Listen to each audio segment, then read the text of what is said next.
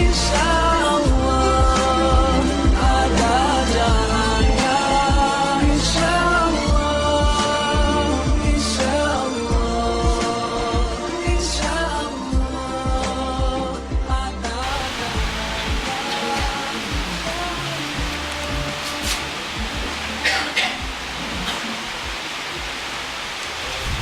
Bismillahirrahmanirrahim. Al-Fatihah bil qabul wa tamam kullu sallu ila hadratir Rasul Muhammad sallallahu alaihi wasallam. Al-Fatihah. A'udzubillahi minasyaitonir rajim. Bismillahirrahmanirrahim. Alhamdulillahi rabbil alamin.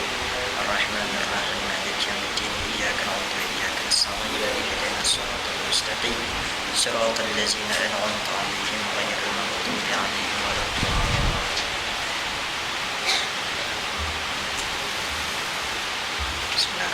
Alhamdulillahi rabbil alamin.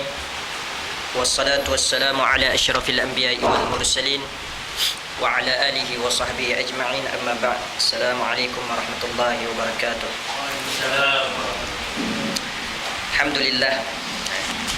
InsyaAllah kita akan sambung lagi pengajian kita pada malam ni dalam kitab Safinatun Najah, kitab fiqh. Yang mana sebelum ni kita dah sampai dalam bab perkara-perkara yang mewajibkan mandi. Maknanya kalau berlaku salah satu daripada 6 perkara yang mewajibkan mandi, jadi wajiblah untuk kita mandi. Mandi daripada harus dia jadi mandi wajib. Jadi kalau mandi harus, kita nak mandi apa rupa pun, macam mana cara pun, tidak ada masalah. Tapi kalau dah dia tu berkait dengan agama, maka dia akan berubah. Dia perlu ada syarat dan dia perlu ada rukun. Jadi kita dah tahu antara perkara yang mewajibkan mandi apa dia? Yang pertama jima'.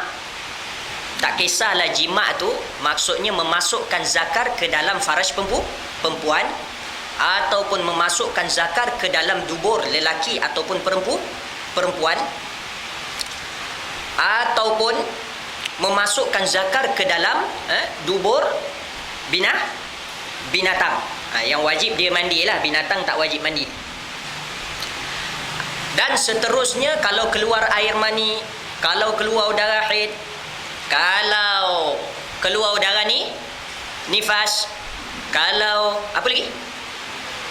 Mati orang lain yang mandikan. Dan seterusnya kalau beranak, itu semua benda-benda yang mewajibkan kita mandi. Selain daripada itu tak wajib kita mandi. Maknanya masukkan zakar ke dalam faraj, dia kata. Kalau kita masukkan jari kita ataupun masukkan objek-objek yang lain, kaki kita ke apa ke dalam faraj ataupun ke dalam dubur, selagi mana tak keluar air mani, maka tak wajib mandi. Baik. Jadi bila mana dah wajib mandi, dia ada cara-cara bagaimana untuk kita mandi, dan mandi itu dikira sah. Mandi yang diterima pakai oleh agama Islam, dia hanya perlukan 2 rukun sahaja. 2 rukun je. Wuduk lagi banyak rukun dia. Faham tak ni? Mandi 2 rukun dia. Dia simple pada rukun. Dia simple pada rukun. Jadi bermaksud mudah nak buat. Tapi susah orang zaman sekarang nak mandi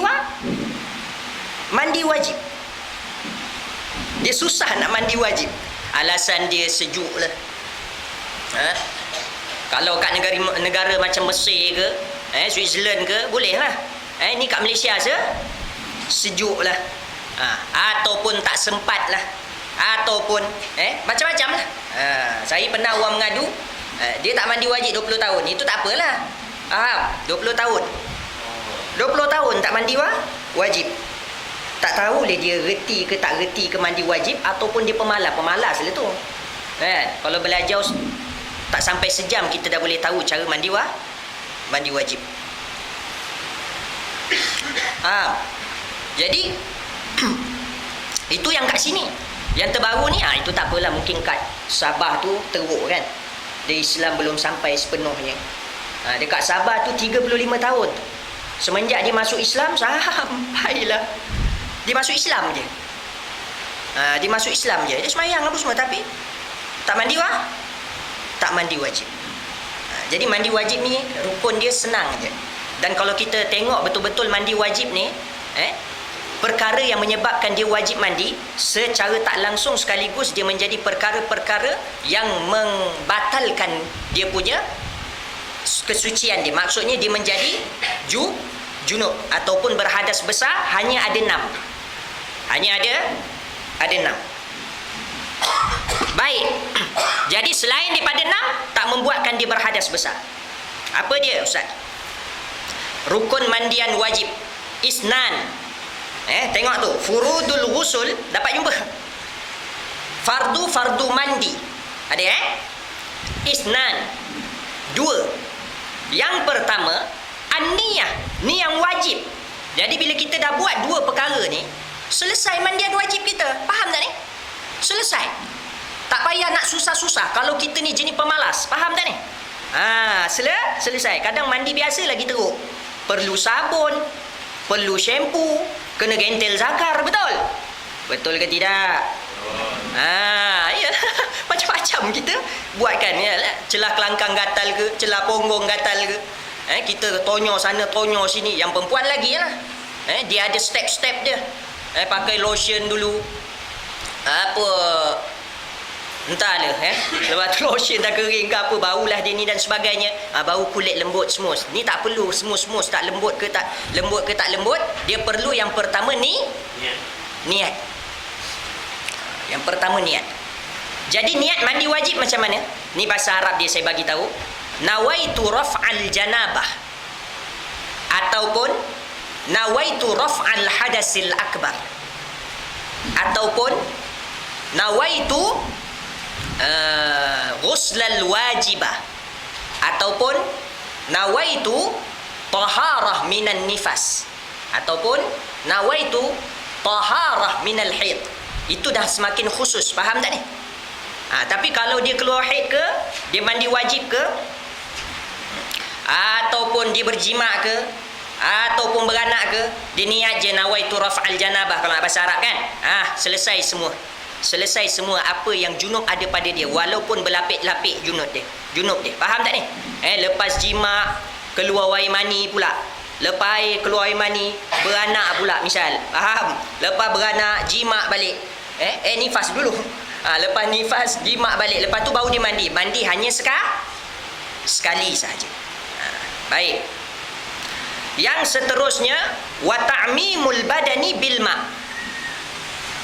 Rukun yang kedua, dan ini rukun yang terakhir, dan ratakan seluruh badan dengan air. Ratakan seluruh badan kita dengan air. Jadi bila sebut seluruh badan, hanya yang zahir. Dalam mulut tak kira, maka tak wajib qoma. Dalam hidung tak kira, maka tak wajib masukkan air dalam hidung. Ini sampai berair-air mata dia masukkan air dalam hidung. Faham tak ni? Jadi wuduk dengan mandi wajib tak perlu masukkan air dalam hidung. Bukan tak perlu, sunnah. Tapi kita sembang yang wajib sekarang. Dan tak perlu masukkan air dalam mulut.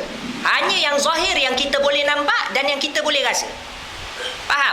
Yang zakar tu kan? Kan zakar kan ada lubang, betul? Lubang tu tak payah tarik lubang tu. Faham tak? Ada orang dia mandi wajib, dia tarik lubang. Lepas tu baru dia turunkan air. Pedih tu. Ke tak pedih? Pedih. Ponggong pun sama. Jadi tak perlu tarik. Mai selak je orang kata pipi ponggong tu, kan? Lepas tu alirkan air dekat situ. Dah selesai. Zakar macam tu, tak payah nak selak apa-apa. Terus je jirus. Maka selesai kat situ. Macam tu juga bawah ketiak, ini semua kena sampaikan air. Dan bila sebut sampaikan air je pergi, tak perlu gosok. Gosok tu sunnah. Gosok tu sunnah. Jadi mudah je Tuan Haji sebenarnya. Kita pergi je kat shower tu, kita duduk kat shower tu macam mandi biasa. Lepas tu kita kenakan seluruh badan dengan air, tanpa kita gosok-gosok pun, selagi mana kita yakin memang air tu memang kena. Dah tentu kena lah. Melainkan badan kita ada benda yang menghalang air daripada baru wajib kita gosok. Dengan gosok baru hilang benda tu. Misalnya macam apa? Tar ke, kan? Tar basah minyak. Minyak tak Tuan Haji? Macam minyak masak, kan? Minyak masak dia apa? dia cair kan.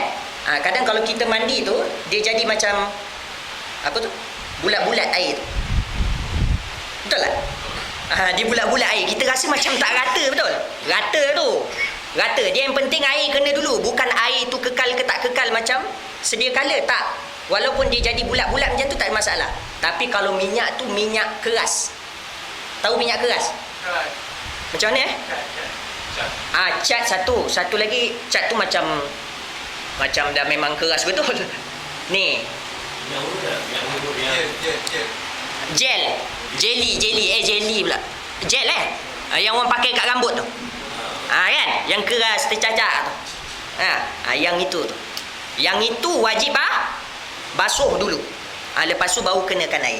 Tu tak apalah, kan kita sampai syarat ni. Boleh faham jadi sekarang ni mandi wajib macam biasa je. Kita pergi dekat air, lepas tu kita buka shower ataupun apa gayung kan. Kita mandi dengan gayung tu. Kan orang kata nanti jadi air mustakmal lah apa semua kan. Dah tak payah fikir air mustakmal tu. Jangan kita terjun dalam baldi tu. Sudah. Faham tak ni? Tapi kalau kita mandi, misalnya baldi. Ni gayung. Okey. Kan? Kan lepas kita mandi tu, air yang turun tu kita kata mustakmal, betul? Ya, betul, mustakmal. Jadi daripada mustakmal ni, kadang-kadang dia tertitik masuk dekat dalam baldi. Betul? Kita nak cover macam mana? Kita cover macam ni pun akan masuk juga yang sini. Betul? Tapi nak covernya lalang gila dalam jamban. Faham tak ni? Jadi Islam ni bukan susah kan? Itu dimaafkan. Faham tak ni? Jangan dimandi kat dalam baldi tu. Faham? Dia ambil air ni. Tak ambil air kat baldi. Faham? Itu baru mustakmal. Jadi kalau dia mandi, dia kat sini. Air dah kecil masuk. Ini dia kecil. Kuat. Faham? Sampai selesai kedakan air, kita semua bawa ke tiap. Dan ingat pusat lubang pusat fikir bukan dalam tu, maknanya yang nampak tu. Jadi kadang pusat kita ni berkarat. Itu kena buang tu, faham tak ni? Kena buang tu, sebab itu nama dia wasful mutarakib, kotor-kotoran yang terkumpul. Kotor-kotoran yang terkumpul ni dia boleh halang air sampai. Dia apa? Aku orang kata ciri-ciri dia macam cat sikit. Macam minyak keras. Macam gel tu lokap kan. Ni gel. Macam tu. Okey. Lepas tu lubang punggung, bukan lubang punggung tapi punggung tu. Lubang punggung pun gunakan air, tak perlu nak selak. Lepas tu zakat ni dan sebagainya. Dan bawah kuku. Ingat, bawah kuku, Ustaz disebutkan sebelum ni, kalau masalah ada daki kita, betul? Tak kena air pun masa kita berwudu, dikira sah. Tapi kalau lah mandi wajib, ada daki kat bawah kuku kita, tak kena air, tak sah. Dia kena bersihkan yang bawah kuku. Kalau tak boleh nak bersihkan tanpa memotong, wajib potong. Faham kan? Wajib potong, lepas tu baru mandi. Faham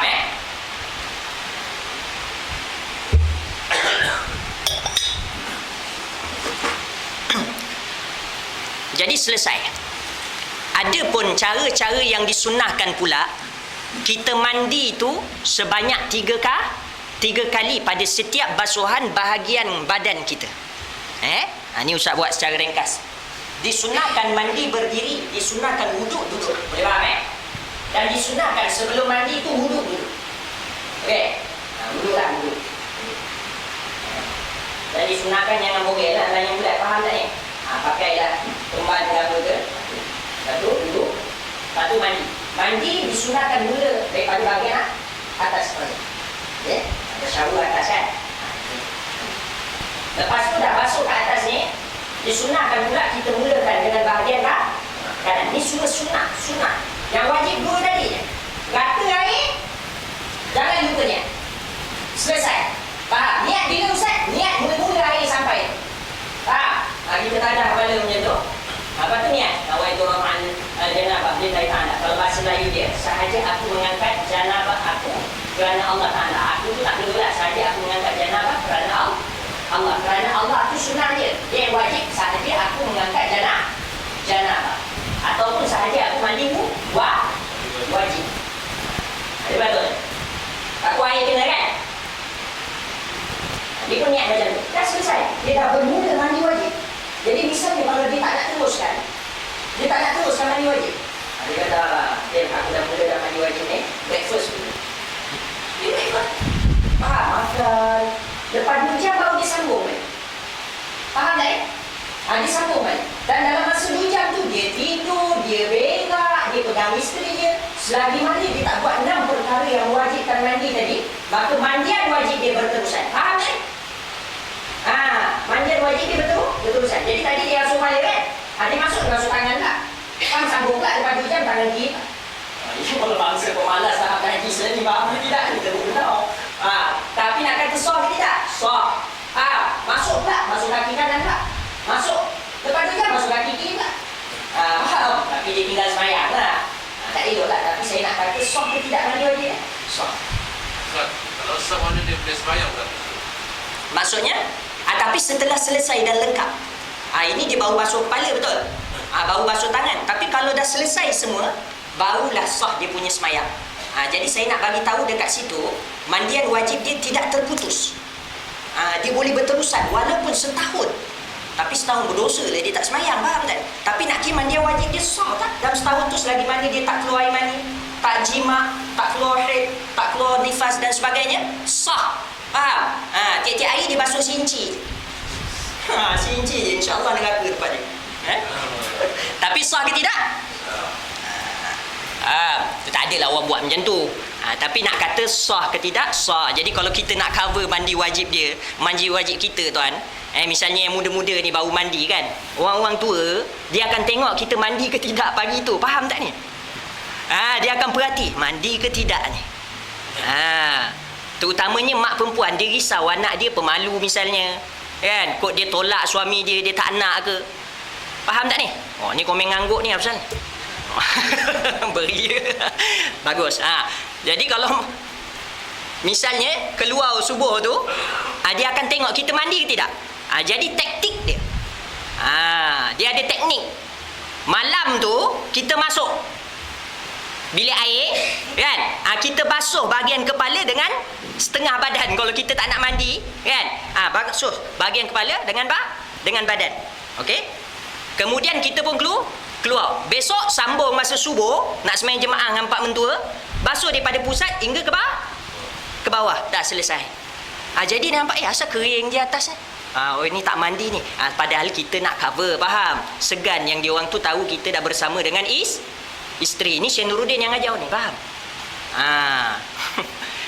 Tapi itu teknik tu. Tapi maksudnya boleh untuk kita tangguhkan mandi wajib itu dalam keadaan dia tidak terbatal, selagi mana kita tidak melakukan 6 perkara yang sebelum ni kita belajar. Boleh faham Jadi maksudnya tuan-tuan, kalau kita mandi wajib, Ustaz, apa hukum saya mandi wajib? Lepas tu saya terkencing masa mandi, Ustaz. Batal tak mandi wajib saya? Tak apa? Tak batal. Dia sengaja kencing pun tak apa?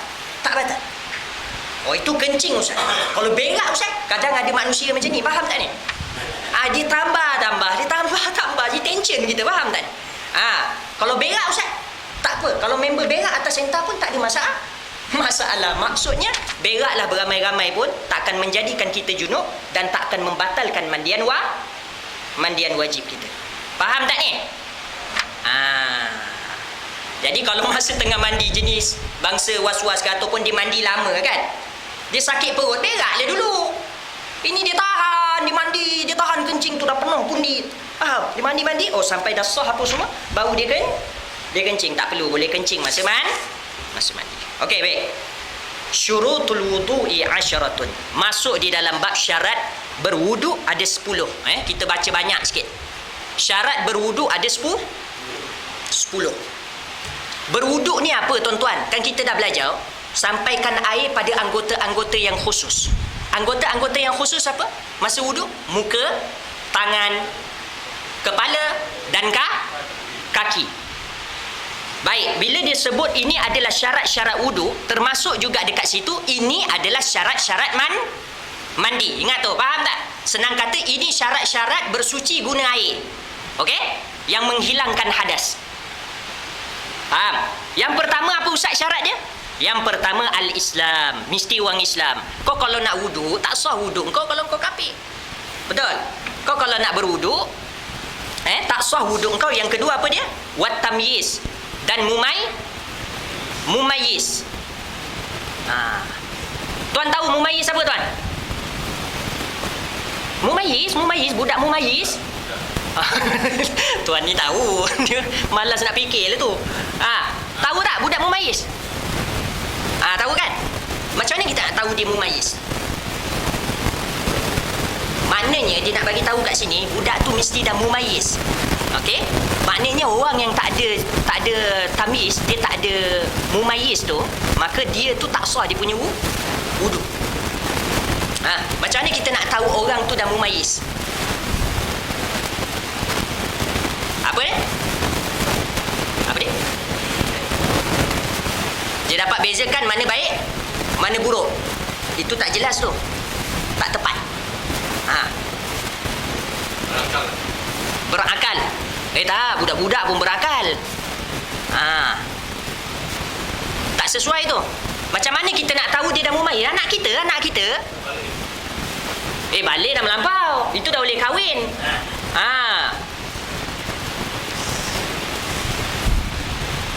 Cepat tuan-tuan, mumayyiz. Macam mana kita nak tahu anak kita tu dah mumayyiz? Dia faham? Dia tahu. Okey juga tu, tapi kurang tepat. Ni yang ibu-ibu mungkin tahu, bapak semua tak tahu ni. Macam mana kita nak tahu anak kita mumayyiz? Ibu-ibu di sini pemalu. Macam mana kita nak tahu anak kita dah mumayyiz? Masa tu baru kita nak tahu dia punya wuduk dasar tu tak?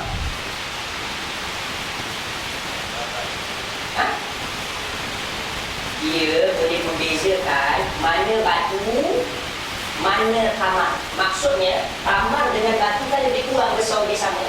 Korma, kan? Tak perlulah korma dengan batu. Kita letak benda lain, faham tak ni? Jadi kalau kita letak batu dengan korma, kita kata, mana dia pilih nak makan? Faham tak ni?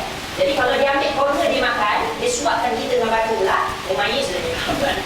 Dia tahu bapak dia nak kena dia faham. Tapi kalau dia ambil batu, dia makan, maka ni belum mumayyiz. Dan satu lagi cara nak tahu dia mumayyiz ke belum, dia pandai cebok sendiri, pandai kencing sendiri dan cebok sendiri, pandai makan dan minum sendiri, bukan masak. Maksudnya dia pandai makan, tak perlu suap, tak perlu berjaga dan sebagainya. Ini budak sudah mumayyiz. Tahulah kita dia punya wuduk sudah sah kalau dia berwuduk. Dan tahu kita dia boleh jadi imam kat sini. Faham tak? Dia boleh jadi imam. Jadi kalau ibu-ibu dia duduk kat rumah, bapak pergi surau, anak ada kat rumah yang mumayyiz, suruh dia jadi imam sebab wuduk dia dah sah. Tapi nak tahu dia mumayyiz ke tidak, macam mana Ustaz? Macam tu. Kita sendiri tengok dia tahu. Budak mumayyiz sekarang hebat, kereta boleh bawa. Itu tak boleh lah. Dia kena dah bersunat sebab dia menanggung najis. Kalau dia tak bersunat, faham? Jadi dia adalah syarat lain, tapi yang penting dah mumayyiz, wuduk dia sah. Tapi wuduk dia tetap sah tuan. Cuma dia tak boleh jadi imam kita lah sebab sembahyang dia tak sah, dia tanggung najis.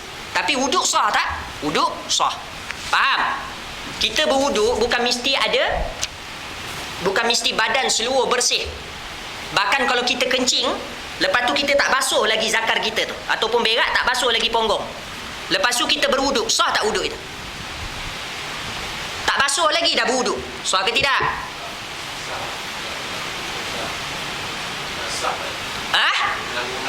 Sebab dia menanggung sah tuan.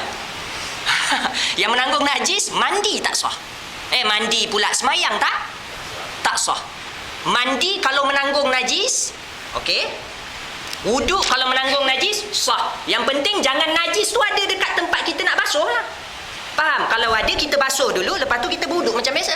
Misalnya najis penuh dekat dia punya perut, bukan dalam perut, dan perut tu tak kira luar perut ni. Faham tak ni? Dia pun berwuduk macam biasa. Lepas berwuduk baru dia basuh, sah dia punya Faham tak? Sebab najis kena pada badan itu bukan perkara membatalkan Jadi kalau kita daripada rumah dah berwuduk, kita datang sini, tiba-tiba terpijak tahi lembu, tergelincir pula jatuh tu kat tahi lembu, jatuh berguling pula, habis semua. Dia dah macam lembu, faham tak ni? Bau dia jalan bau. Maknanya dia dah kena tahi lembu banyak sangat, ustaz. Macam mana batal tak wuduk saya ni tadi, ustaz? Tak batal. Engkau kentut, engkau sentuh perempuan, engkau sentuh zakar, engkau hilang akal, bau batal. Kena najis tak Macam mana, ustaz? Itu kena, ustaz. Kalau saya makan najis, ustaz. Oh, ini style nak cabar ustaz lah ni. Macam mana kalau makan najis? Weh, tuan-tuan. Tapi jangan buatlah. Kang nak test pula batal ke tidak ni. Dia pun makan. Macam mana? Kalau makan najis? Tak. Ataupun dia makan khinzir. Faham tak ni? Dia makan khinzir. Dia makan khinzir. Sedut hidung khinzir tu. Batal ke tidak wuduk? Tak batal. Tapi lepas tu sebelum sembahyang dia kena basuh najis lah. Tapi bukan berwuduk. Dia kena sama. Tapi bukan berwuduk. Wuduk tetap sah. Faham ke tidak ni? Ramai orang bila dia terlanggar najis dia pun pergi berwuduk. Melainkan yang dia terlanggar tu najis dia baru keluar. Apa dia? Kalau dalam sembahyang dia ada najis, dia bawa dalam sembahyang. Yang ini tak sah. Semayang menanggung najis tidak sah. Walaupun terlekat di tangan ke terlekat kat mana-mana pun. Jangan kat tangan je, kat handset yang ada dalam poket pun tak sah kita punya semayang. Tapi wuduk ada. Kalau kita terpijak naik cecak, kita semayang, kan? Macam mana sah tak sah? Baik. Tahi cecak ni dia masalah lain. Kita tengok kita semayang kat mana. Malaysia ni memang cecak tu dah macam member. Kita halau dia datang balik, mahabbahnya dia dengan kita. Cecak betul. Kalau bangsa Arab, dia ni tension dengan kelawar. Tai kelawar. Jadi mesti ada tai kelawar. Kalau sebahagian tempat dia tension dengan tai burung. Jadi tengok dekat sini. Kalaulah kita tai cicak dibawa dekat bangsa Arab, maknanya negara Arab, maka batal dia punya semayang kalau terpijak. Tapi kalau tai cicak tu dekat sini, maka tak batal kita punya solat walaupun terkena najis tai cicak. Sebab cicak terlalu banyak. Tengok, nampak kesan dia, betul? Nampak kesan dia. Jadi kalau masalah kita dah bersihkan masih ada, akhirnya sampai satu masa kita terpijak tai cicak, maka sah kita punya solat. Sebab kita sembang tai cicak. Jangan tai ayam, jangan tai kucing. Faham tak ni? Sebab benda tu jarang ataupun kurang berlaku. Tai cicak selalu. Boleh faham Itu kaedah dia, kaedah umumul balwa. Tapi kalau kat sini kita tai kelawar pula tak dimaafkan. Walaupun dimaafkan dekat negara Arab. Dekat negara kita tak dimaafkan sebab tak banyak kelawar. Faham? Yelah ada bangunan batu je. Tak banyak kelawar. Kalau kat sana dia masih banyak lagi. Dan sebagainya. Boleh faham Tapi kalau najis lain walaupun setitik air kencing. Ingat, banyak-banyak najis kalau dia susah kita nak hindarkan, susah sangat nak hindarkan macam tai cicak kan. Maka dimaafkan. Tapi ada najis yang susah macam mana pun nak hindar, dia tak dimaafkan. Faham? Ada dua najis tu. Satu najis yang daripada mughallazah. Faham tak ni? Takkan boleh dia bawa masuk dalam solat walaupun banyak sangat babi keliling dia. Faham tak ni? Ataupun anjing. Yang kedua, najis kencing. Dia jenis kencing apa? Taktus kan? Selalu jatuh apa semua kan? Jadi kalau memang ada juga najis tu, dia tak basuh betul-betul dan sebagainya, maka tetap juga terbatal solat tuan. Boleh faham tuan jadi dua benda ni tak dimaafkan. Tapi selain daripada tu dimaafkan. Misalnya lah tiba-tiba kucing banyak dekat tempat kita ni. Okey? Banyak sangat, bukan seekor dua ekor, dia banyak macam cicak dia punya berak tu, faham? Maka kalau terpijak dan kalau kita semayang, maka sah kita punya solat. Boleh faham Tapi semua tu dimaafkan hanya sedikit. Sedikit ni banyak mana? Iaitu besar 20 sen. Kawasan dia tu. Maknanya kalau kita pijak penyet, dia besar 20 sen. Faham? Tapi kalau yang macam berguling kat tik lembu tadi, yang itu tak sah, faham? Tapi kalau yang macam tu, maka sah. Boleh faham Dimaafkan sedikit. Baik tu. Wat tamyiz. Jadi dia mesti ada mumayyiz. Secara tak langsung, mumayyiz ni bukan budak je. Orang tua pun ada juga yang tak mumayyiz. Orang tua tak mumayyiz ni siapa? Orang gila. Faham? Jadi orang gila kalau dia berwuduk tak sah. Bila dia berwuduk tak sah, secara langsung dia tak wajib mandi tak wajib mandi wajib. Tak wajib semayang. Jadi kalau kita ada na'udzubillah lah, kalau ada keluarga ke apa ke yang macam tu, dia gila. Jadi tak payah paksa dia semayang sebab wuduk dia pun tak sah. Faham dia tak ada mumayyiz tu, tak ada. Dia tak ada. Baik tu lagi. Macam tu juga budak sindrom Down. Ke Down syndrome, mana satu ni saya kalau sebut madang salah. Down syndrome budak Down syndrome. Tapi Down syndrome yang macam mana? Dia ada Down syndrome yang tak kuat. Dia dan ada yang kuat. Yang kuat ni yang baru dikira hukum orang gila. Tapi kalau yang tak kuat tu maka tak dikira. Yang tak kuat ni macam mana? Dia suka termenung. Lepas tu dia buat kerja lambat. Kalau kita mengajar dia lambat tangkap. Lambat sangat tangkap dia. Tapi dia waras. Dan dia tahu apa yang dia buat. Yang ini wajib semayang dan wuduk sah, boleh jadi imam. Faham tak ni? Dan seterusnya lah. Baik. Wan naqa'u 'anil haidi wan nifas, dan seterusnya daripada syarat-syarat kita kalau nak berwuduk mesti suci daripada haid dan nifas. Dengar tak yang perempuan ni? Muslimat, kalau nak berwuduk mesti suci daripada haid dan ni. Secara tak langsung kalau dia berwuduk ketika haid dan nifas, hukum dia haram. Faham tak ni? Jadi bukan semayang je yang haram masa haid dan nifas. Bahkan mandi wuduk pun haram. Faham? Ramai orang dipersoalkan. Dia kata ustaz, dia bertanya, ustaz, wuduk tu perempuan haid boleh tak berwuduk? Tak boleh. Perempuan haid hanya boleh berwuduk pada 3 tempat dan 3 situasi je. Salin yang muslimat ni. Yang pertama, perempuan haid boleh berwuduk jikalau hanya ingin menyejukkan badan ataupun membersihkan muka, tangan dan niat wuduk macam biasa, tapi dia punya niat wuduk macam biasa, tapi keinginan tujuan dia kenapa dia berwuduk sebab nak bersihkan muka, bukan niat ibadat. Faham tak ni? Boleh. Yang kedua, kerana kebiasaan. Ustaz, saya ni dah biasa sebelum tidur saya mesti berwuduk, Ustaz. Tiba-tiba masa saya haid, saya kena stop wuduk. Tension lah, Ustaz. Kan saya nak buat balik selepas dah putus haid. Akhirnya dia tak boleh nak istiqamah. Faham tak? Susah hidup dia tu. Maka dia boleh masa haid pun dia boleh beramal dengan wuduk yang biasa dia buat sebelum tu. Faham tak ni? Baik, kecuali wuduk sebelum solat lah. Tapi wuduk sebelum tidur dia biasa amalkan. Misalnya dia kata dia biasa berwuduk sebelum keluar rumah. Teruskan. Tak apa, kalau memang itu kebiasaan dia. Jadi boleh. Yang ketiga, litahassunin, untuk menjadi pendinding. Untuk menjadi pendinding, tuan-tuan. Macam mana, tuan-tuan?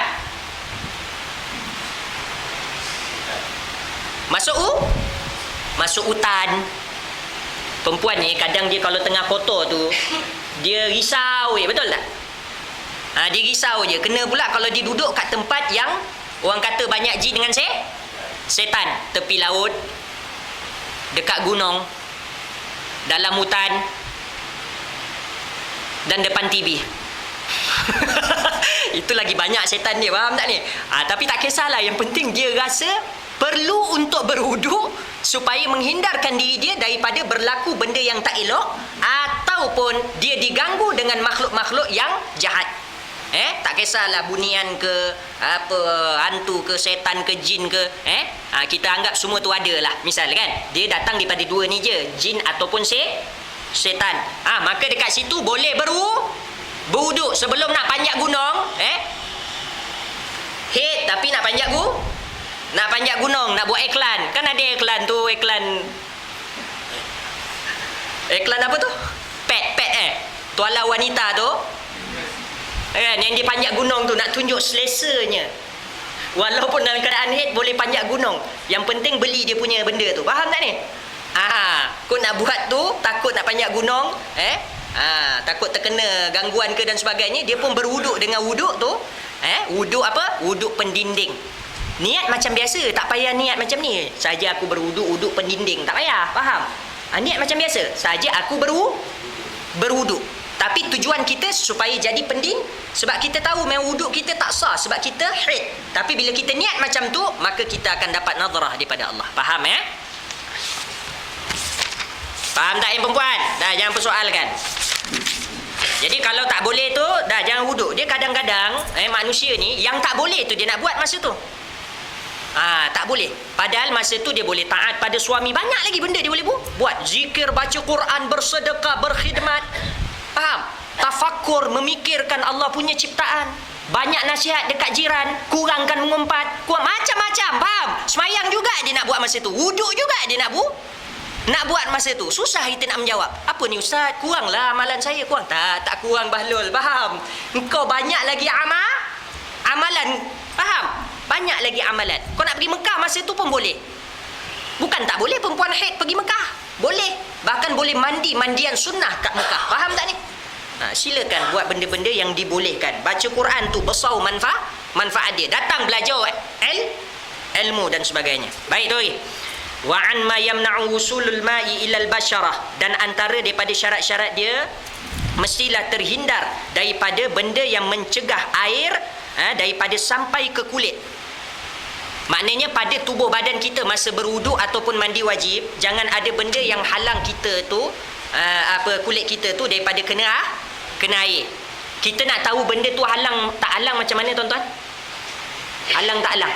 Macam kain tak halang. Faham? Jadi masa dia mandi tu tak perlu dia nak buka kain tau.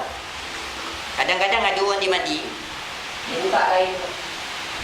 Tak payah mandi dia tu.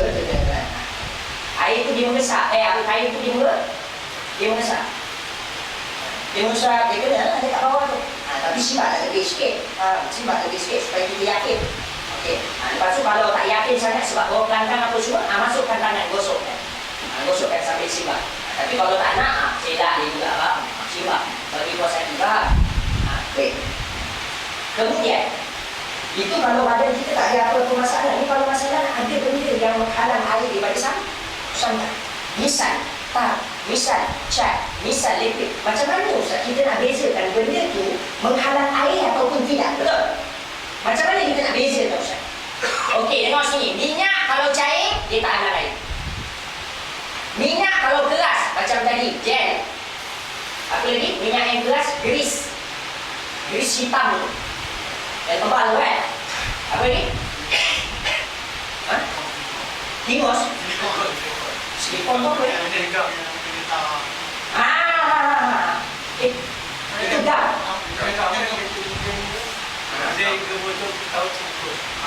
Saya jangan lah Pak. Okey, yang itu bantai dah faham kan? Saya faham betul maksud tuan tu. Maknanya dia tu semua menghalang air daripada ke. Baik. Jadi macam mana kita nak tahu Ustaz? Itu Ustaz sebut dia punya nama. Nak tahu macam ni. Benda tu yang keras tak keras bila dia dah kering tu kan? Okey. Kita nak tahu kalau kita letak dekat kita punya tempat lembut ni, apa ni? Siku kita ni. Siku atas. Kalau kita letak, pinjamkan. Itu kan panjang tau. Itu biasa. Ada kan? Ni pendem? Pendem. Okey. Kita nak tahu. Kadang kita tengok kat kaki kita kan? Apa benda ni kan? Ni halang air ke tidak? Apa semua kan? Baik. Jadi kalau kita nak tahu benda tu halang air ke tidak, kalau kat kaki tu apa semua jaga je lah. Tapi kalau kita nak tahu benda tu, ciri-ciri dia macam mana, maka kalau benda tu diletakkan dekat kita punya tempat lembut ni, misalnya kita letakkan dakwat. Okey. Dakwat. Saya pun buat macam ni. Saya rasa tak dakwat tu tuan-tuan rasa. Tak rasa. Betul. Cuba kita letak liquid. Saya buat macam ni. Rasa dia? Faham tak? Faham tak? Okay. Saya letak cat. Rasa dia? Saya letak marker. Rasa dia? Tak rasa. Faham? Saya tak minyak, rasa tidak. Tapi minyak keras saya sebut tadi, rasa tidak. Tak, apa semua gel, rasa tidak. Bila dia dah mengering, rasa. Ini semua kita sembang kering lah, faham kan? Dia rasa. Jadi macam mana kita nak tahu Ustaz? Macam tu, mana kita anggap kalau berlaku benda tu macam tu, adakah dia tu ni? Jadi jangan kita ni, skop kita hanya pada dakwat je. Dakwat yang kita dah tahu dia dulu betul. Tapi seluruh benda yang berunsurkan ataupun bercirikan seperti dakwat, maka tak ada masalah, tak batal. Tak batal duduk sampai. Boleh faham Tatu. Tatu ni masalah lain. Betul tak? Bagus soalan. Tatu ni masalah lain. Tatu ni dia bukan masalah menghalang air daripada sampai. Dia masalah dia darah keluar. Ada darah kat sini, faham tak? Jadi dia semayang dengan darah.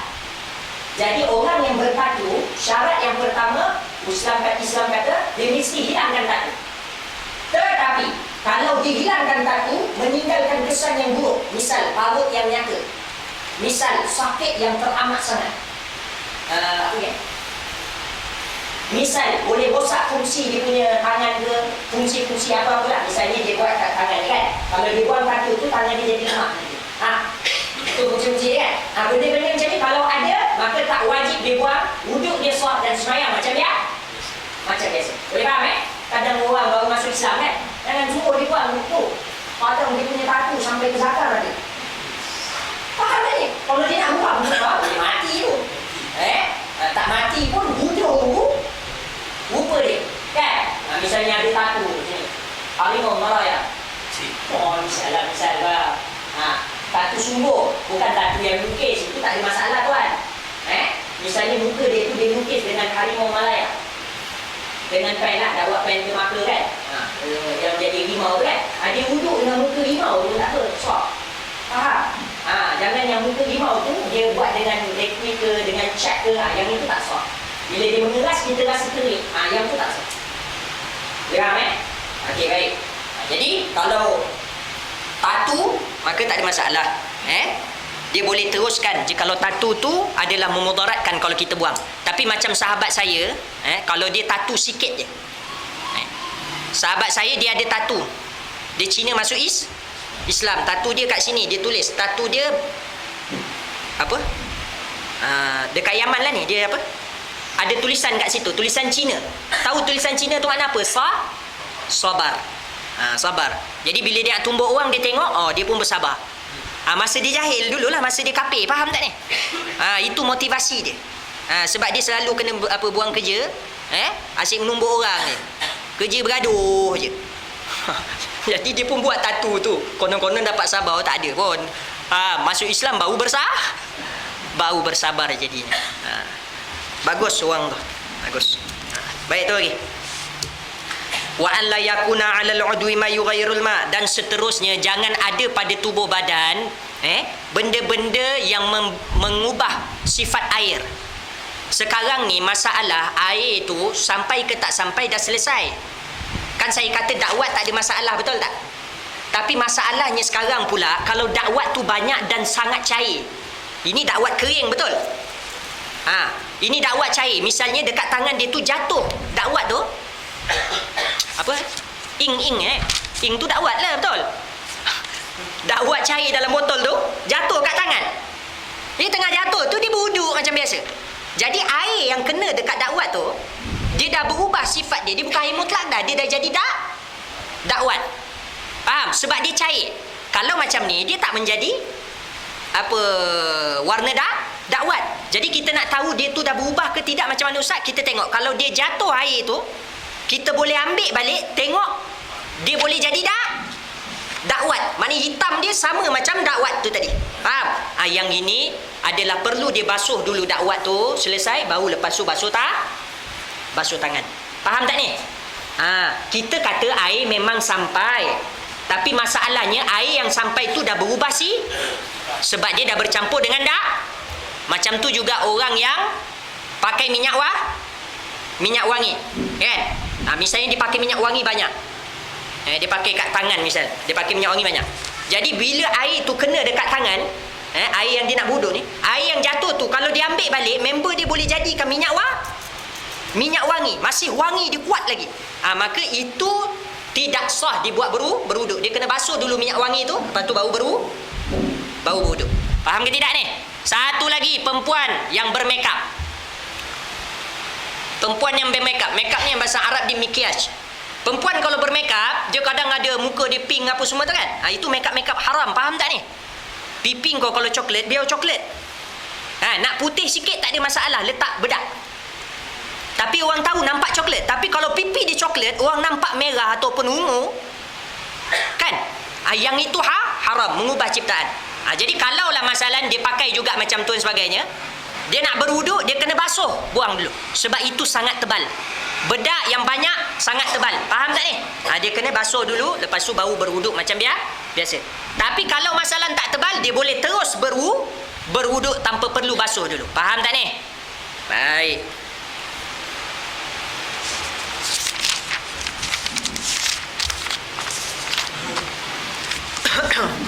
Kemudian wa an la yakuna 'alal 'udwi ma yughayyirul ma wal 'ilmu bi fardiyatihi, dan mesti tahu hukum berwuduk tu apa dia. Hukum berwuduk adalah wajib. Faham tuan-tuan Hukum berwuduk wajib. Tuan-tuan jangan letak dalam kepala hukum berwuduk sunnah.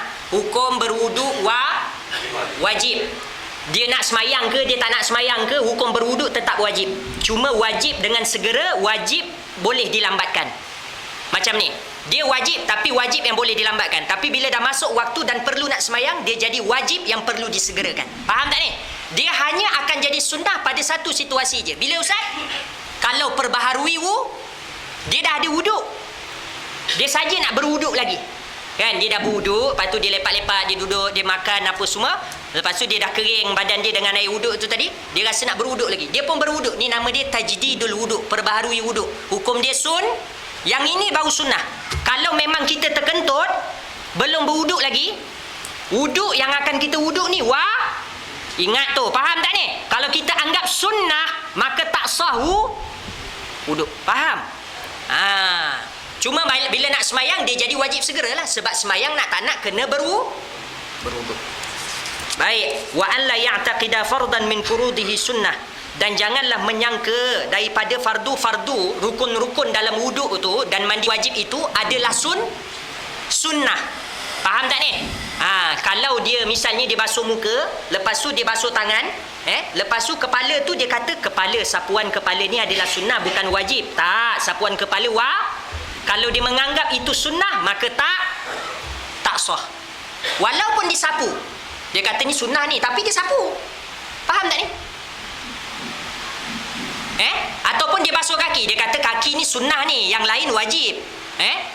Yang kaki yang sunnah. Maknanya dia tu jahil lah, faham tak? Tapi dia main bantai macam tu je. Ya khair, semayang dia, wuduk dia tak sah. Jadi kalau tak tahu, Islam punya teknik, tak tahu, jangan pandai senyap sudah. Hati tu jangan berkata, hati tu jangan menganggap yang ini wajib atau yang ini sunnah. Kau buat je. Dalam semayang kadang kita tak tahu yang mana wajib, mana sunnah. Betul tak? Betul tidak? Sebab dalam semayang banyak benda bacaan, banyak benda perlakuan. Faham? Kita tak tahu ustaz, tapi saya buat semua ustaz. Ya khair, diam sudah. Belajar, kau dah tahu yang mana, barulah kau akan murtah, senang hati.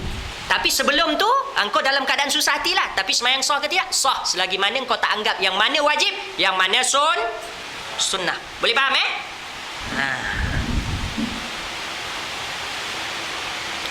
Kemudian wal ma'ut tahur, dan air yang suci lagi menyucikan. Jangan berwuduk dengan air longkang. Jangan berwuduk dengan air Milo. Jangan berwuduk dengan air laici. Jangan berwuduk dengan air mutanajis. Jangan berwuduk dengan air kotor apa-apalah. Berwuduklah dengan air mutlak. Air mutlak apa ustaz? Laut, sungai, hujan, salji, hujan air batu, air embun, apa lagi tu? Mata air, apa lagi? Pigi, tasik, bantailah, faham Yang penting semula jadi. Okey? Walaupun buatan dibolehkan juga. Misal air yang dia tu dah najis apa semua, dikisar semula menjadi tapi ada syarat kisar tu. Jangan main kisar. Kita tak reti kisar, jangan kisar. Faham tak? Kalau nak kisar, bawa kat ustaz dengan alat-alat dia, baru boleh. Faham tak ni? Dia ada syarat dia. Jadikan 2 kolah apa semua, baru dia boleh. Dia tak boleh kisar dalam cawan. Ustaz ni dah najis ni ustaz. Ustaz tengok saya buat. Teng-teng. Dah tak najis ustaz. Tak ada. Faham ke tidak ni? Walaupun dah hilang najis, dah bersih air tu, tetap najis. Faham? Dia ada cara dia. Dan 2 syarat yang terakhir ni pada orang yang berpenyakit. Wadukhulul waqt, mestilah dia berwuduk selepas masuk waktu. Kita ni perlu ke berwuduk selepas masuk waktu? Kita nak sembahyang zuhur, perlu ke kita berwuduk selepas masuk waktu zuhur? Tak perlu. Wuduk subuh tu kita boleh guna masa nak sembahyang zuhur. Betul tak? Kalau masih tak kentut lah. Betul tak tuan? Betul kan? Kalau tak batal, kalau tak tidur baring apa semua, boleh kita guna. Faham? Tapi yang ini dia kata mesti wuduk selepas masuk waktu. Sebab apa? Sebab ini bagi orang ada penyakit. Orang ada penyakit ni kencing tak tos, kentut tak, bantailah kentut tak tos. Faham maknanya asyik kentut je.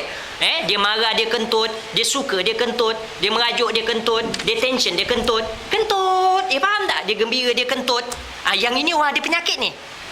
Kentut orang macam ni tak busuk, tapi dia tahu ada keluar angin dekat dia punya ponggong tu. Maka batal wuduk dia. Jadi orang yang macam ni macam mana nak semayang ustaz? Sebab wuduk dia sentiasa terbatal. Dia boleh semayang, tapi dengan syarat dia lakukan tambahan 2 syarat ni pula. Apa dia? Mestilah berwuduk selepas masuk waktu, dan seterusnya apa dia ustaz? Mestilah dia itu wal mualah, berterusan wuduk dia tu. Maknanya dia wuduk tu berterusan. Tahu tak ni berterusan apa? Macam ni. Kalau kita tuan ada penyakit tuan, kencing tak tos. Tak ada bukan kencing manis, kencing tak tos. Kencing manis tak apply hukum ni. Okey, kencing tak tos. Okey, misal tuan tak ada penyakit kan. Jadi kalau masalah tuan macam mandi wajib tadi kan.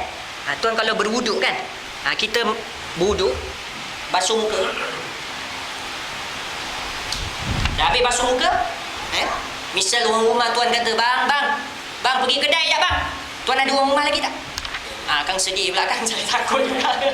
Bang pergi kedai beli kunyit bang. Abang tengah wuduk ni. Alah bang, stop kejap bang, ni kan hangus ni, kena basuh kunyit cepat ni. Lepas tu tuan pun tinggalkan wuduk tu tadi, padahal dah basuh muka betul, dan tangan. Tak kisahlah basuh muka je ke tangan je ke, basuh muka dan tangan misal.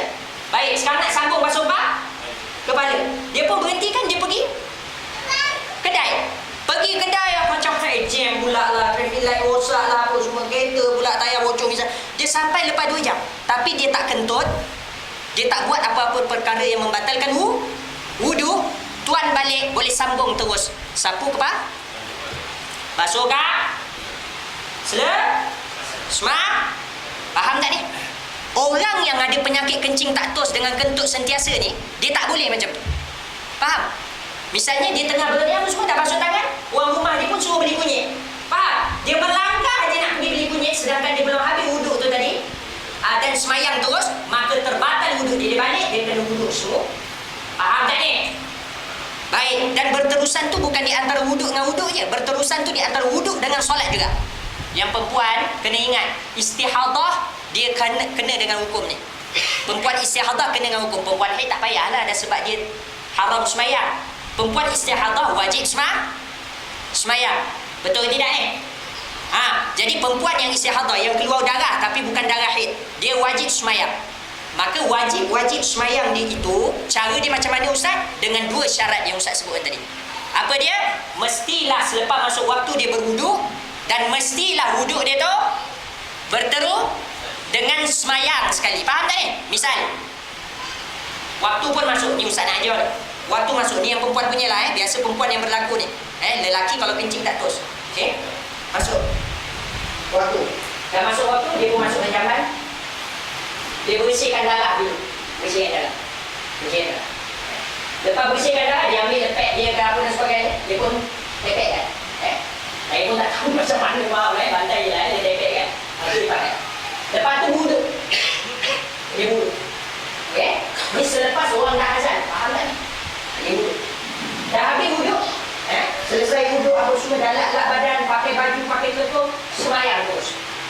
dia pun sembahyang. Allah. Kecuali dia boleh tunggu kalau imam belum sampai. Faham tak? Ataupun suami dia pula kencing tak terus. Faham? Kencing. Suami dia lama je. Bang, cepatlah bang. Nanti abang tengah balik. Abang tengah balik. Suami dia ni, lepas 2 jam baru suami sampai. Tak ada masalah, dia tunggu lama macam tu. Walaupun darah dah penuh. Faham tak ni? Tak ada masalah, tak batal dia punya wuduk. Okey? Tapi kalau masalah, dia memang sembahyang solat. Dia tak ada tunggu sesiapa. Dia lepas wuduk tu, dia terus kena pergi sembahyang. Maksud ustaz terus pergi sembahyang, bukan terburu-buru. Jangan menggelabah. Faham? Maknanya tu macam biasa. Maksudnya jangan buat selain daripada maslahat sembahyang. Faham ke tidak? Dia macam faham juga. Faham ke tidak ni? Maksudnya wuduk, tampan, wuduk, pakai baju semua, terus sembahyang. Tak payah. Dia tak terima Allah tau. Dia tak terima Allah. Faham? Orang panggil nyawa. Faham? Ini orang panggil pun tak nyawa. Itu pergi masjid, accident. Faham ke tidak ni? Maksudnya tak perlu terburu-buru, tapi jangan buat benda lain. Ini lepas dia berwuduk, dia tak sembahyang lagi. Mak dia pun panggil, makan roti canai dulu. Makan roti canai dulu. Ni roti canai pagi tadi majib tau. Dah Zuhur baru pun nak makan. Makan dulu. Dia pun pergi makan. Dia makan je, batal dia punya wuduk tu tadi. Faham tak ni? Walaupun tak keluar darah lagi. Faham tak? Walaupun tak keluar kencing lagi. Dia kena pergi, buat balik, wuduk balik. Mak dia panggil balik. Faham?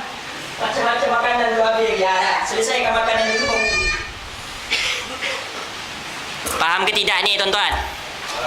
Wallahu alam. Soalan apa dia? Kuat sikit. Keluar angin melalui faraj. Dengar sini. Keluar angin melalui faraj, dia adalah hukum keluar angin melalui punggung. Maka terbatal ke tidak wuduk dia ustaz? Terbatal.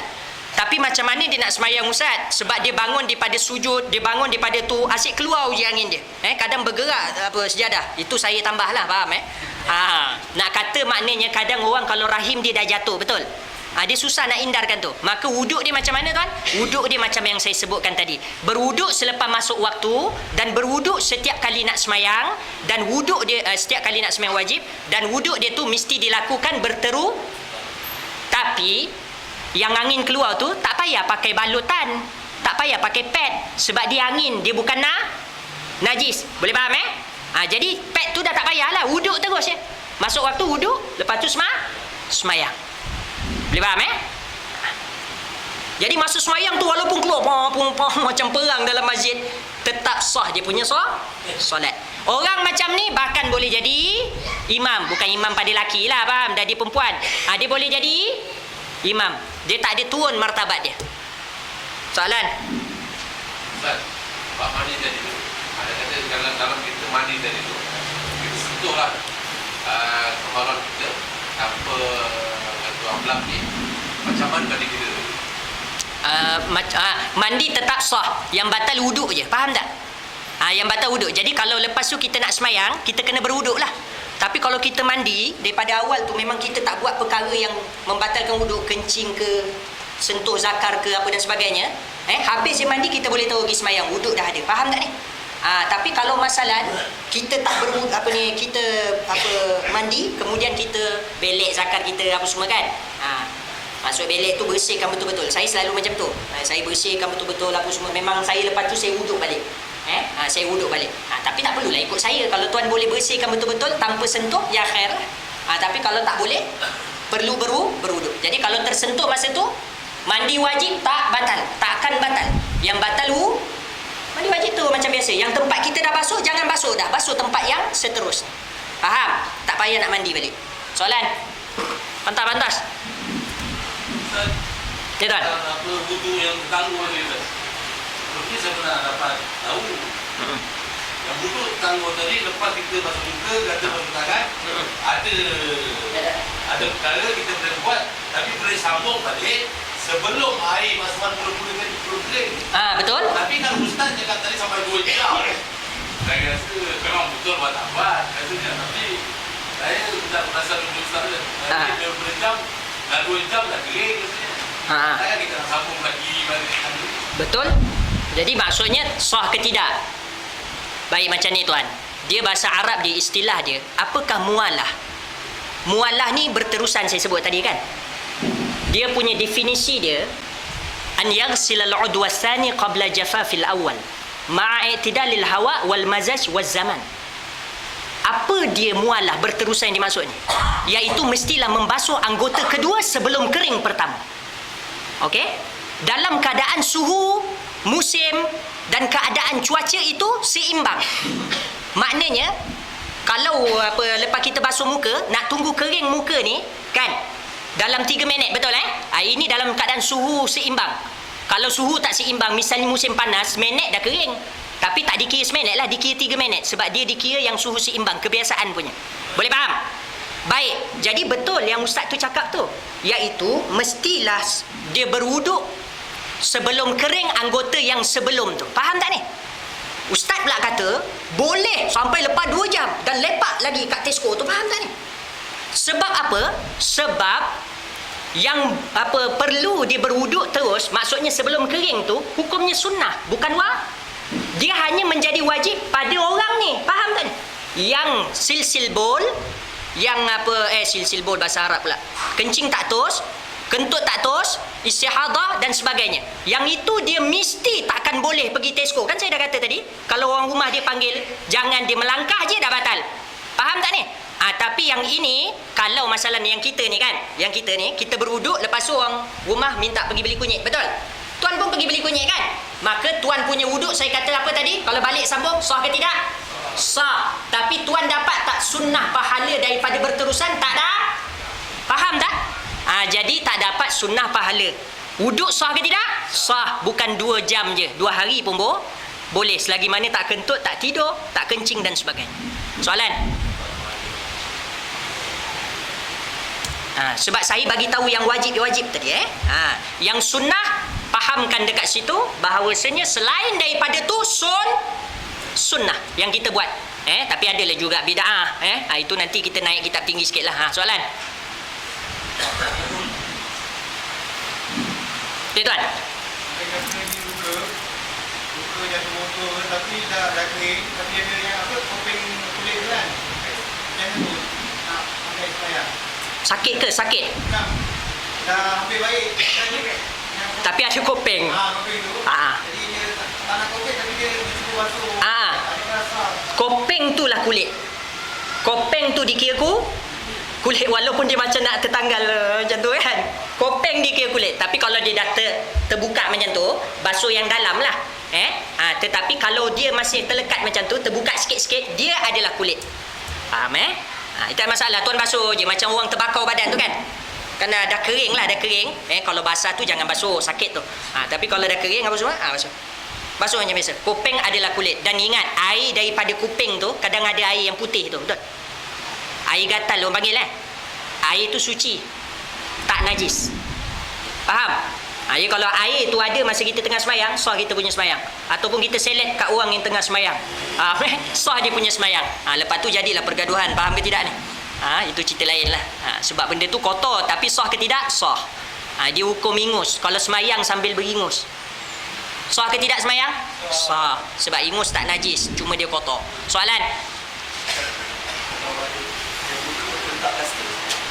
Luka letak plaster. Wajib ditanggalkan plaster.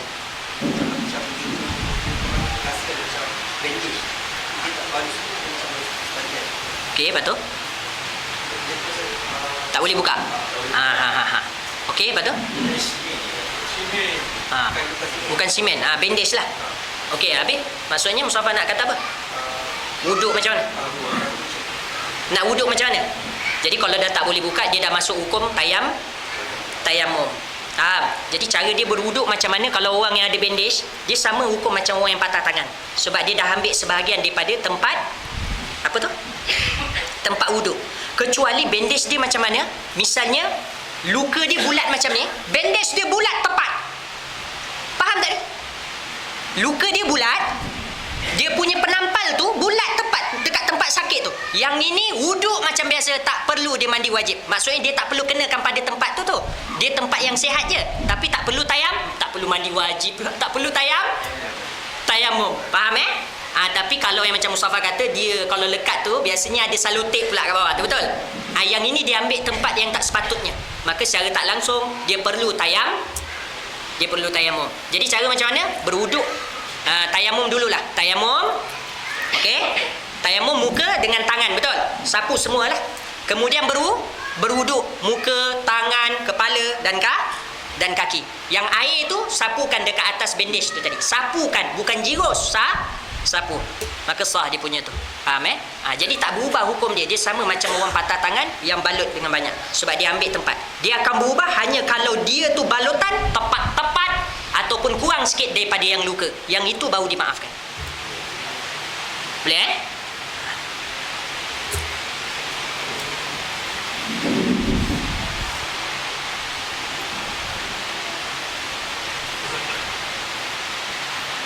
La ilaha illallah, la ilaha illallah, la ilaha illallah, Muhammadur Rasulullah, la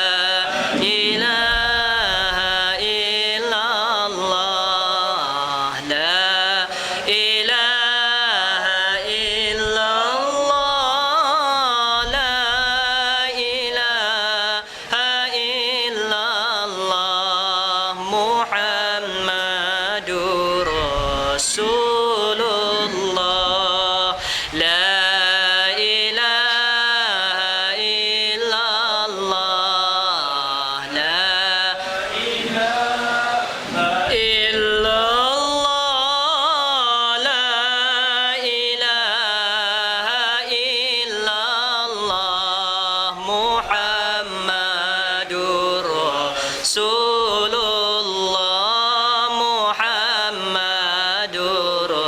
Rasulullah, Muhammadur Rasulullah. Akhir saya nak ucapkan apa tahniah lah, insya-Allah kita sudah hampir dengan Ramadan dan insya-Allah itu satu khabar gembira pada kita. Khabar gembira. Kalau tak gembira pun cuba rasakan gembira dalam hati dan rasakan bahang Ramadan, bukan bahang Aidil Fitri. Insya-Allah, sebab Ramadan adalah bulannya umat Muhammad sallallahu alaihi wasallam, bulan keampunan. Jangan lepaskan dan minta pada Allah Subhanahu wa taala supaya sampaikan kepada kita Ramadan. Maksudnya panjangkan umur, panjangkan umur. Manalah tahu Ramadan kali ini kita akan berjumpa dengan Lailatul Qadar. Sebab ini adalah yang kali last lah kita jumpa sebelum Ramadan, betul? Jadi itulah pesanan saya, sama-sama kita rasakan dalam hati kegembiraan di dalam nak menyambut Ramadan, dan insya-Allah Allah SWT akan bukakan hati kita dan akan memberi kita apa yang kita minta nanti, insya-Allah. Sebab memang kita perlukan dan memang kita inginkan betul-betul Ramadan itu sampai kepada kita. Faham? Niat perlu, keinginan perlu, tujuan penting. Baru masa itu kita buat, dimakbulkan dan mustajabkan oleh Allah SWT. Boleh faham tuan-tuan? Dan ingat, tarawih kalau tak mampu nak buat kat surau, buat dekat rumah. Faham? Dan ingat, semayang apa-apa sunat yang dia buat masa malam selepas Isyak, itu adalah tarawih. Faham? Dan ingat, jangan sahur sampai orang azan. Sebelum azan, berhenti dulu. Bila orang azan, terus berhenti. Jangan sampai dah habis azan, baru dia berhenti. Ingat tu. Kadang ada orang dia terkedarah dulu, azan habis, baru dia berhenti. Salah, faham? Dan ingat, kurangkan maksiat yang biasa kita lakukan. Moga-moga Allah Subhanahu wa taala memberi nazarah perhatian dan pandangan pada kita. Wallahu a'lam. Fatiha bil qabul wa tamam kullu sulu ila hadratir Rasul Muhammad sallallahu alaihi wasallam. Al-Fatihah. Auzubillahi minasyaitonir rajim. Bismillahirrahmanirrahim. Alhamdulillahirabbil alamin arrahmanir rahim maliki yaumiddin. Iyyaka na'budu wa iyyaka nasta'in. Shiratal mustaqim. Shiratal ladzina an'amta 'alaihim ghairil maghdubi 'alaihim waladdallin. Amin. Assalamualaikum warahmatullahi wabarakatuh. Barakallah. Barakallah. Barakallah. Barakallah. Barakallah. ولنا بارك الله لكم ولنا الله بارك لهما الله أدم حبهما الله صل وسلم على رسول الله الله تب علينا الله ارضى عنا الله اهد خطانا على سنة نبينا. Let's raise our hands and make dua like the Prophet taught us, and with one voice let's all say, say, say بارك الله لكما وبارك عليكما وجمع بينكما في خير. بارك الله لكما وبارك عليكما وجمع بينكما في خير. بارك الله لكما وبارك عليكما وجمع